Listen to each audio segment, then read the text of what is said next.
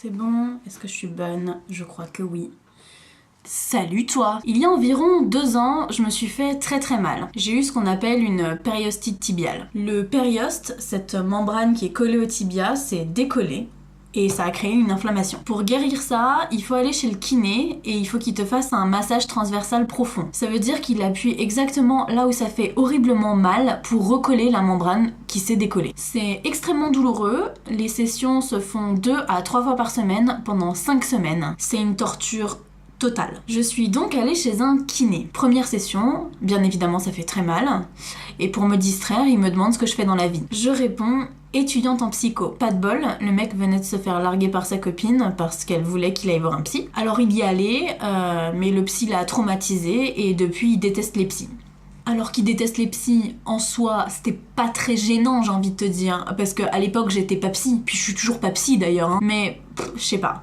Dans son esprit torturé, il a dû faire un transfert un petit peu dégueulasse, et je pense qu'il a décidé de se venger. Un jour, avant une consultation, j'ai décidé de faire des exercices de sophrologie pour mieux gérer la douleur. Et ça a marché, hein. J'avais exceptionnellement bien géré la douleur ce jour-là. Il avait l'air déçu. Il m'a dit « Mais t'as même pas gueulé ?» Cette expression de déception, elle me donne encore froid dans le dos quand j'y repense aujourd'hui. Il m'a sorti 2-3 arguments sur la neurologie de la douleur, comme quoi pour ma rééducation c'était important que j'ai mal, et il m'a interdit de refaire des exercices de sophrologie. J'ai trouvé ça étrange, mais j'avais déjà payé mes sessions à l'avance et du coup j'ai continué à le voir. J'ai eu la présence d'esprit de demander à un pote kiné si ses explications neuro tenaient la route ou pas. Mon pote m'a dit que c'était possible, mais que les exercices de sophro, à son sens, ne perturberaient pas ma guérison. J'ai donc fait de la sophro sans le dire à mon kiné. Ensuite, je suis allée à toutes mes consultations jusqu'à ce que je sois guérie, et je ne suis plus jamais allée voir ce petit fils de pute.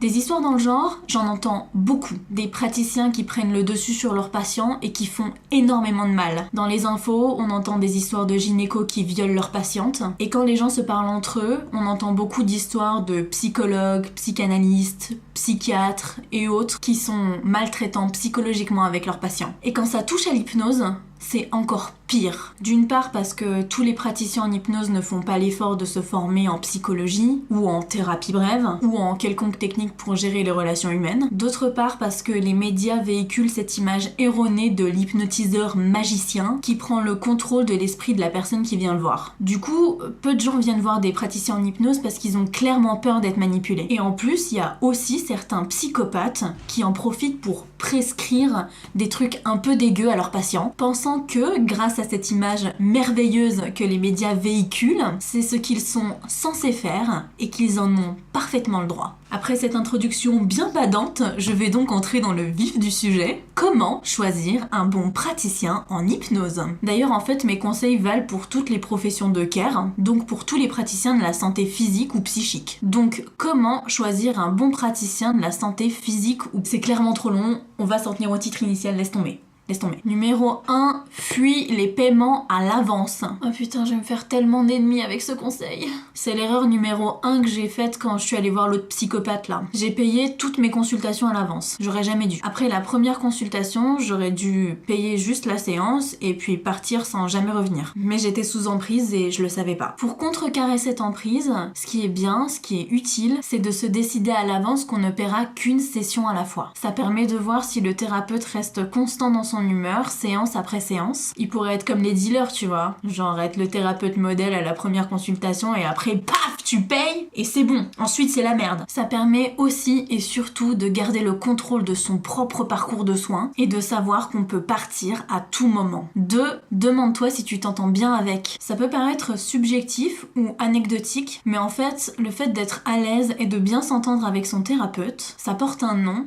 L'alliance thérapeutique. C'est drôle parce que j'ai absolument pas appris ça en études de psycho, mais dans une option que j'ai pris pour me rapporter des points en première année de licence. Cette option, elle s'appelle Sciences de l'éducation. Cette matière m'a amené à lire un livre qui s'appelle Créer une véritable relation pédagogique, écrit par un gars stylé qui s'appelle Christophe Marcelier et qui travaillait dans l'éducation nationale. En gros, quand un enfant rentre de l'école et que ses parents lui demandent comment s'est passée sa journée, tu l'entendras pas répondre bah j'ai eu anglais et puis j'ai appris ça et ensuite j'ai eu histoire et c'était intéressant temps, etc. Tu l'entendras plutôt dire bah cette année je me suis fait un copain, il s'appelle Simon, et puis j'ai Mariana comme prof le lundi, donc je sais que je vais déchirer avec cette matière parce que je l'aime bien, etc.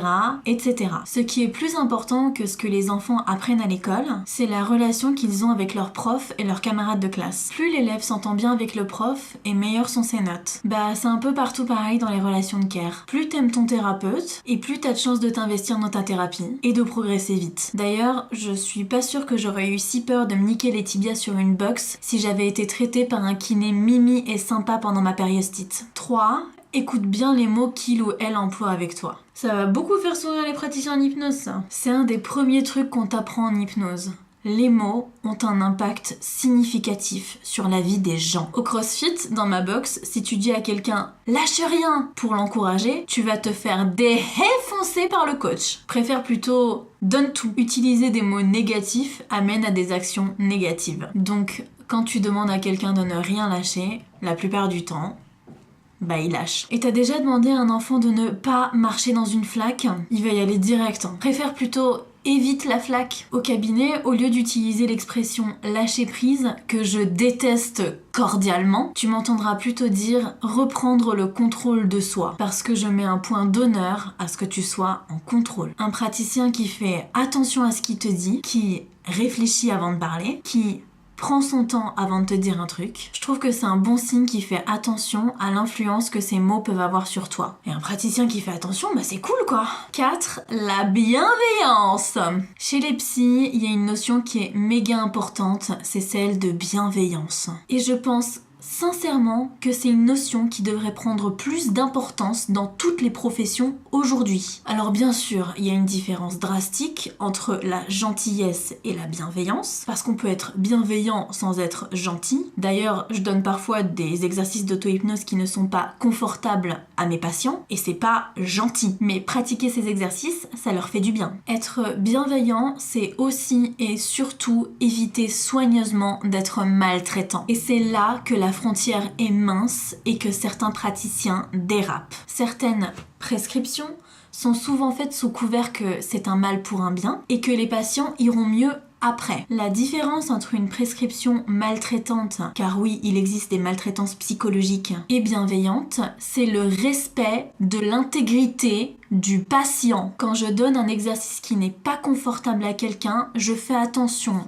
à encourager la personne et lui dire qu'elle est capable, qu'elle va y arriver, lui dire qu'elle est en contrôle et qu'à tout moment elle peut arrêter, dire qu'elle n'est pas à l'aise. Et moi je m'adapte, je change de stratégie. On discute et on avance dans une autre direction. Lui dire qu'elle n'est pas obligée de réussir. Ça aussi, ça va beaucoup faire rire les praticiens en hypnose, tiens.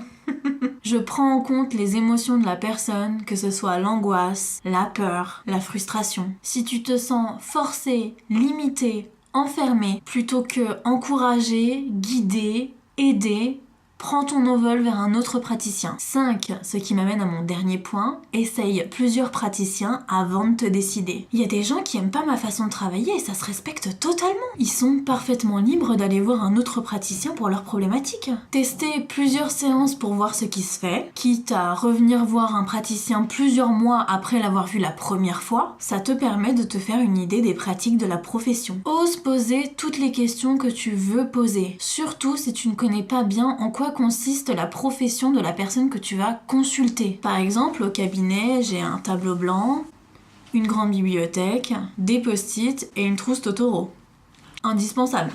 Indispensable. Et ça, c'est pour transmettre tout ce que je sais sur ce qu'on va faire ensemble. Bon, ok, c'est aussi parce que c'est méga classe. Voilà, j'espère que cette vidéo t'a plu et qu'elle va t'aider à choisir un professionnel qui te convient. Comme d'habitude, toutes les sources de cette vidéo sont en lien dans la description. Si tu as une question, ose la poser en commentaire et souviens-toi bien que tu es un sanglier, tu es un sanglier! Allez, bisous!